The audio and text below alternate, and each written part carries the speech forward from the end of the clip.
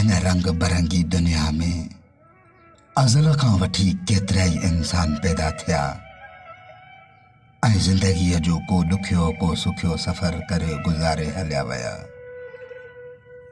कुझु इंसान पंहिंजी अमली ज़िंदगीअ में हर मोड़ ते, हर मामले में, हर शइ ते गहरी नज़र रखंदे उन जी हक़ीक़त खे सम्झण जी कोशिश कंदा आहिनि।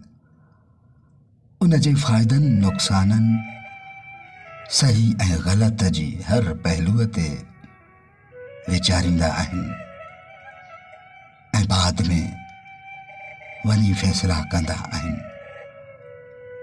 उहे ई माण्हू ज़िंदगीअ में तमामु जल्द कामयाबी माणींदा आहिनि,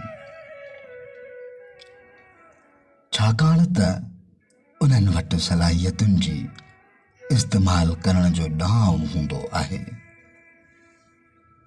उन्हनि माण्हुनि वटि सोच ऐं सलाहियतूं हुजण सां गॾु इल्म जो ज़ख़ीरो ऐं मुशाहिदनि जी कान मौजूदु हूंदी आहे,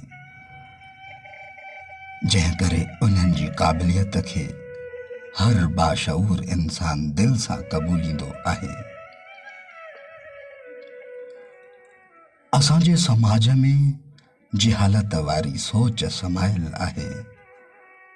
असीं हक़ीक़ी ज़िंदगीअ खे फ़िल्मी ज़िंदगी सम्झी रहिया आहियूं।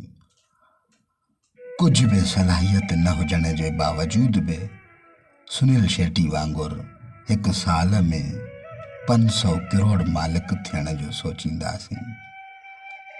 हक़ीक़ी ज़िंदगी में असीं ॿिए कंहिं माण्हूअ जे इंतज़ार में आहियूं त फ़लाणो मुंहिंजे लाइ कुझु कंदो, फ़लाणो माण्हूअ जो मुंहिंजे मथे ते हथ आहे। हक़ीक़त इहा आहे त माण्हू अव्हां जे मथे ते हथ रखी अव्हां जा पेर कढणु चाहिनि था। अव्हां जी कामयाबी खे घटि अव्हां जी नाकामी वधीक ॾिसणु चाहिनि था।